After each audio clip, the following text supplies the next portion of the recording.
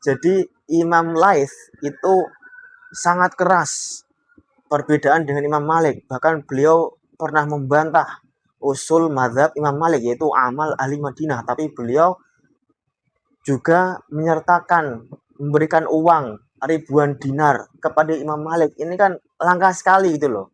Ini sikap yang langka sekali zaman sekarang. Nggak pernah, jarang gitu kan. Orang berselisih pendapat tapi juga membawakan hadiah, memberikan hadiah. Dan hadiahnya nggak kaleng-kaleng. Dinar, ribuan dinar loh. Satu dinar itu berapa juta, saya nggak tahu. Mungkin berapa miliar kalau dikonversi, atau triliunan gitu kan. Banyak sekali gitu kan. Ini jiwa besar seorang ulama gitu loh, yang harus kita tiru sekarang. Jadi begini lor, jadi di judul ini itu intinya adalah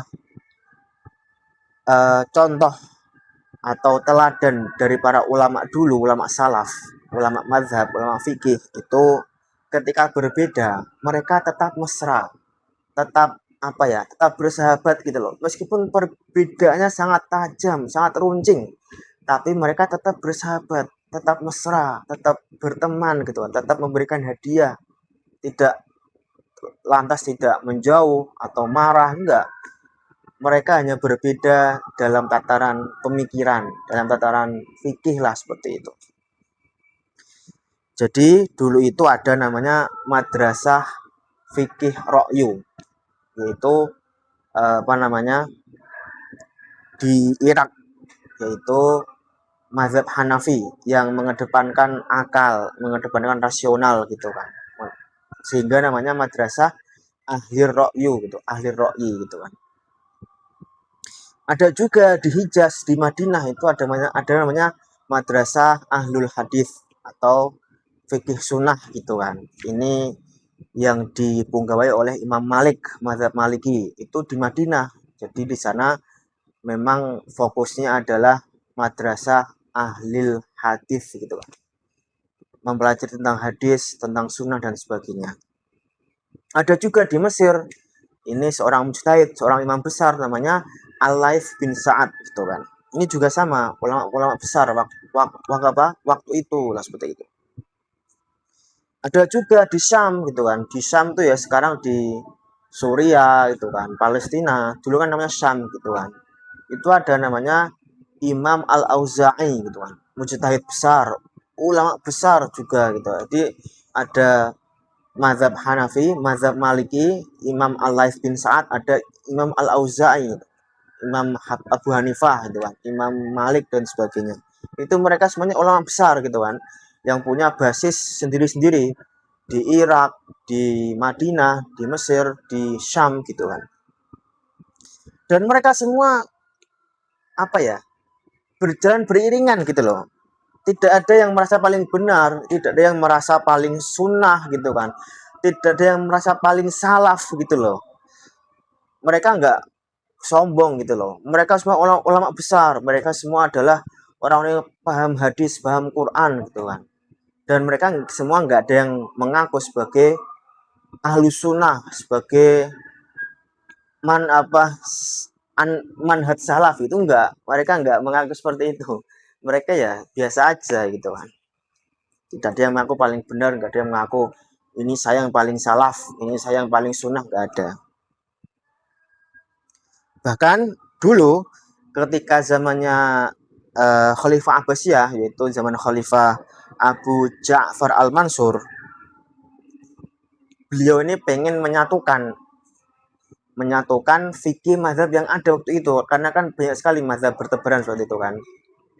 Nah, Khalifah ingin menyatukan gitu kan antara Abu Hanifah, Imam Malik gitu kan, Imam Al-Laits, Imam Al-Auza'i. Beliau ingin menyatukan gitu kan. Tapi memang tidak bisa gitu loh. Tidak bisa, bahkan diteruskan oleh anak-anaknya Imam Khalifah Al-Mahdi, Al-Hadi dan sebagainya, tidak bisa disatukan. Mazhab fikih itu tidak bisa.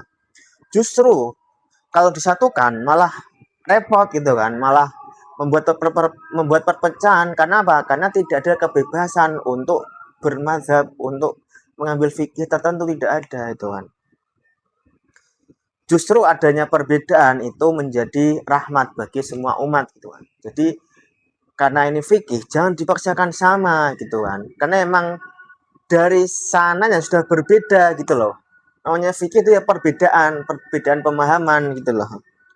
Misalkan kalau kita buka Al-Quran dan hadis gitu kan, di Al-Quran atau hadis itu ada kalimat-kalimat yang mengandung banyak makna gitu kan, istilahnya itu muhtamal gitu kan, sehingga para ulama berijtihad ini kira-kira maknanya apa gitu loh, berusaha untuk menafsirkan, untuk memaknai kalimat itu yang memang punya makna banyak, ada yang maknai A, ada yang B, ada yang C, ada yang D. Nah, itu namanya ijtihad namanya. Itu ulama berijtihad sehingga membentuk sebuah mazhab fikih, pendapat gitu kan. Nah, itu baru satu contoh ya. Ada satu kalimat tapi berbeda maknanya, berbeda apa ya? Berbeda penafsiran lah seperti itu. Nah, karena perbedaan itu mereka tidak sampai bertengkar, tidak sampai bermusuhan gitu loh. Karena mereka paham ini tuh hanya perbedaan penafsiran, hanya perbedaan ijtihad, hanya perbedaan apa ya? Perbedaan keilmuan gitu loh. Ada yang ilmunya di Irak, ada yang ilmunya di Madinah, ada yang di Syam, ada yang di Mesir, itu berbeda keilmuan, sehingga ketika backgroundnya berbeda maka menafsirkannya pun berbeda, ijtihadnya berbeda gitu kan. Jadi tidak saling sampai bertengkar gitu loh. Nah, kemudian ini contoh yang baik. Jadi dulu ada namanya istilah Ahnaf. Ahnaf itu adalah istilah untuk murid-muridnya Imam Abu Hanifah, pengikut Hanafiyah gitu kan, yang ada di Irak. Nah, beliau ini Ahnaf, pengikut Hanafiyah, ketika mereka ini berhaji atau berumroh di Madinah, di Mekah Madinah gitu kan. Ketika di Masjid Nabawi, beliau duduk gitu kan. Mereka ini duduk mendengarkan majelisnya Imam Malik yang memang sering berseberangan dengan mazhab Hanafi. Mazhab Maliki itu sering berbeda gitu kan. Tapi mereka tetap duduk mendengarkan ilmu, mendengarkan majelis ilmu dari Imam Malik, padahal mereka sering berbeda mazhabnya gitu. Tapi tidak masalah gitu kan. Mereka tetap belajar kepada siapapun, kepada ulama besar gitu. Bahkan memang suatu ketika Imam Malik menolak mazhabnya itu dijadikan undang-undang. Nah, ini terjadi ketika zamannya Khalifah Abu Ja'far Al-Mansur, salah satu khalifah Abbasiyah. Jadi beliau ini sempat menawarkan Imam Malik bahwasanya kitabnya Al-Muwatta itu ingin dijadikan khalifah sebagai undang-undang, konun, negara resmi.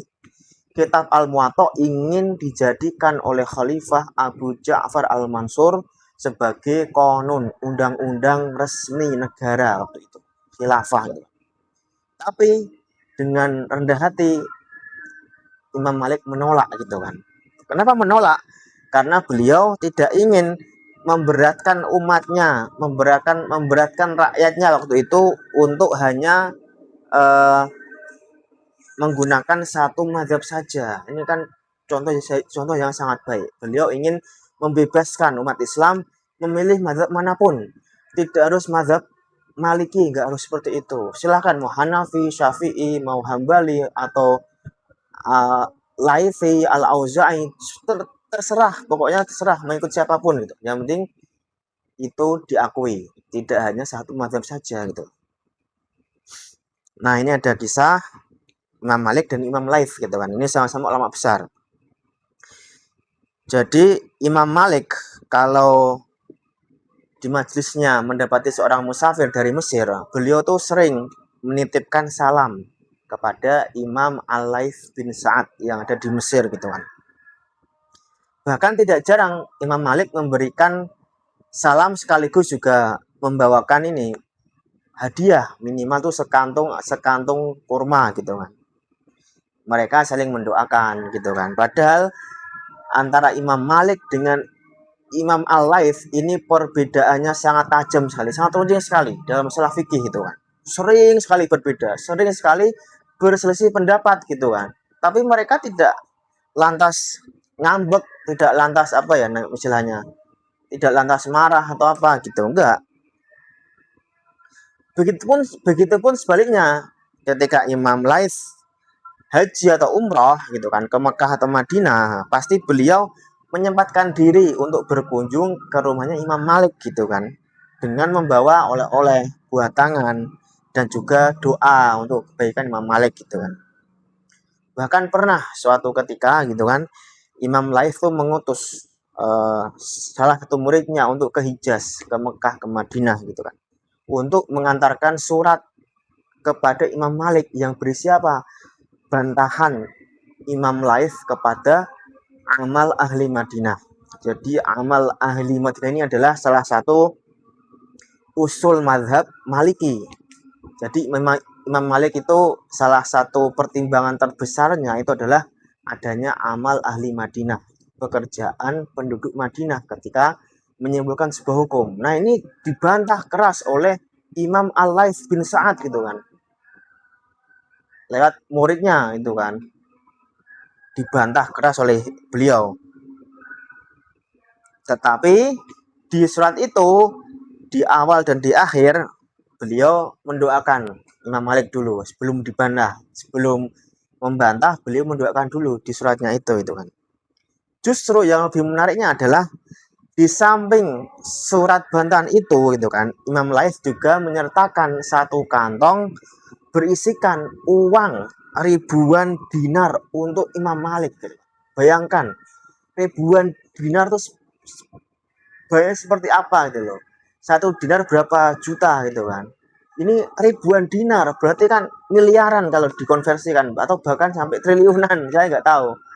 Jadi Imam Laits itu sangat keras perbedaan dengan Imam Malik. Bahkan beliau pernah membantah usul mazhab Imam Malik yaitu amal ahli Madinah, tapi beliau juga menyertakan memberikan uang ribuan dinar kepada Imam Malik. Ini kan langka sekali gitu loh. Ini sikap yang langka sekali zaman sekarang. Nggak pernah, jarang gitu kan, orang berselisih pendapat tapi juga membawakan hadiah, memberikan hadiah. Dan hadiahnya nggak kaleng-kaleng. Dinar, ribuan dinar loh. Satu dinar itu berapa juta, saya nggak tahu. Mungkin berapa miliar kalau dikonversi, atau triliunan gitu kan. Banyak sekali gitu kan. Ini jiwa besar seorang ulama gitu loh, yang harus kita tiru sekarang. Yang akhirnya uang itu Imam Malik berikan kepada muridnya yaitu Imam Syafi'i. Untuk apa? Untuk mahar pernikahannya, dan juga bekal beliau untuk berangkat ke Irak, Imam Syafi'i. Jadi uang tadi ribuan dinar yang diberikan oleh Imam Laits itu diberikan kepada muridnya Imam Syafi'i gitu kan. Imam Malik punya murid yaitu Imam Syafi'i ya. Beliau memberikannya itu semua untuk mahar pernikahan dan juga untuk bekal hidup di Irak ketika ingin belajar ke sana. Ini kan sungguh mulia sekali, tidak disembunyikan lah uangnya seperti itu. Tidak seperti kita dapat uang disembunyikan gitu kan, taruh bank dan sebagainya. Nah ini juga ada kisah Imam Syafi'i dengan Imam Muhammad bin Hasan Asy-Syaibani. Ini muridnya Imam Abu Hanifah di Irak waktu itu ya. Bahwasanya memang Imam Hasan Muhammad tuh paham bahwasanya Imam Syafi'i itu berbeda pandangan dengan mazhab Hanafi, sering berselisih gitu kan. Tetapi bukan berarti ketika berselisih mereka langsung acuh tak acuh gitu, enggak. Justru ketika Imam Syafi'i di Baghdad di Irak, itu Imam Muhammad lah yang istilahnya menyambut gitu kan, yang istilahnya menampung beliau. Imam Syafi'i menyambut dengan tangan terbuka, kemudian menampung beliau di rumahnya untuk belajar gitu kan. Bahkan menanggung semua kebutuhannya, kebutuhan makan, kebutuhan minum, kebutuhan tempat tinggal, dan juga kebutuhan kitab untuk belajar di madrasah Ahlur Ra'yi di Baghdad di Irak gitu kan. Jadi semua difasilitasi oleh Imam Muhammad bin Hasan Asy-Syaibani, seorang ulama mazhab Al-Hanafiyah, murid langsung dari Imam Abu Hanifah gitu kan. Padahal mereka sering berselisih dalam fikih gitu kan. Sama, selisihnya dengan Imam Malik sama gitu. Bahkan ketika ke Mesir pun sama, tetap dibiayai oleh Imam Muhammad. Ketika Imam Syafi'i pergi ke Mesir untuk belajar itu sama, dibiayai oleh Imam Muhammad bin Hasan Asy-Syaibani, sehingga beliau ini dijuluki sebagai bapaknya Imam Syafi'i di Baghdad di Irak gitu kan. Kemudian kisah Imam Syafi'i dan Imam Malik ini juga sama. Jadi Imam Syafi'i ini muridnya Imam Malik, tetapi bukan berarti pandangan beliau itu sama dengan Imam Malik, bahkan sering berseberangan.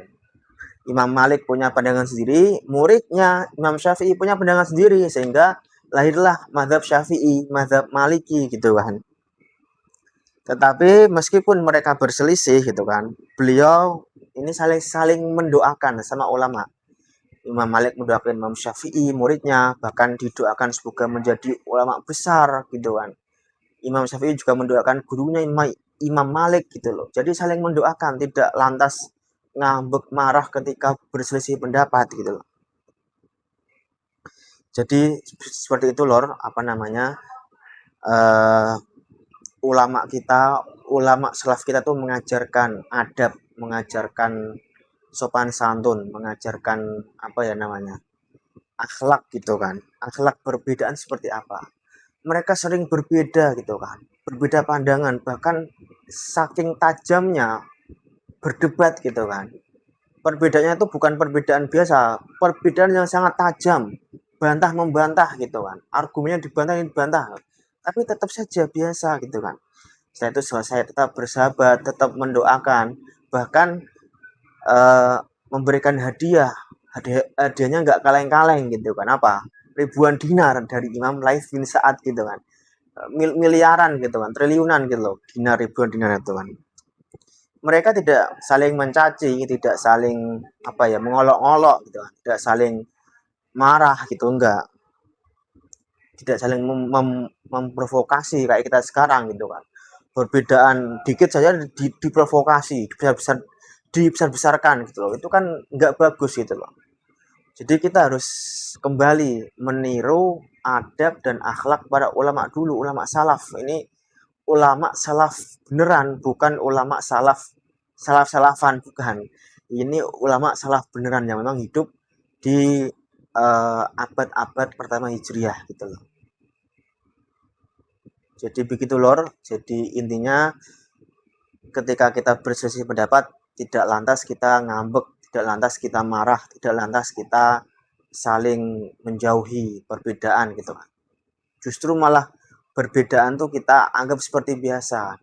Silahkan berbeda pemikiran, berbeda apapun, tetap bersahabat, tetap mendoakan, tetap memberikan hadiah gitu kan. Yang penting tidak usah sampai caci mencaci, tidak usah saling ngolok-ngolok, memprovokasi dan sebagainya.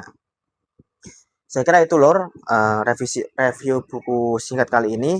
Silahkan kalau ada pendapat lain, komen di kolom komentar. Kalau konten ini dirasa bermanfaat, silahkan like, subscribe, komen, dan share seluas-luasnya kepada saudara-saudara kalian, grup-grup WA. Supaya apa? Supaya tahu kalau perbedaan itu tidak lantas membuat ukhuwah kita retak gitu kan. Tidak lantas kita berjauhan, tidak lantas kita marah-marahan. Justru perbedaan itu ya dianggap biasa saja gitu loh. Ini sudah ada contoh dari para ulama, mereka berbeda saking tajamnya itu kan. Meskipun tajamnya perbedaan, mereka tidak lantas itu marah gitu. Justru mereka saling mendoakan, saling memberikan hadiah gitu kan, memberikan oleh-oleh dan sebagainya. Saya kira itu lor, terima kasih. Wassalamualaikum warahmatullahi wabarakatuh.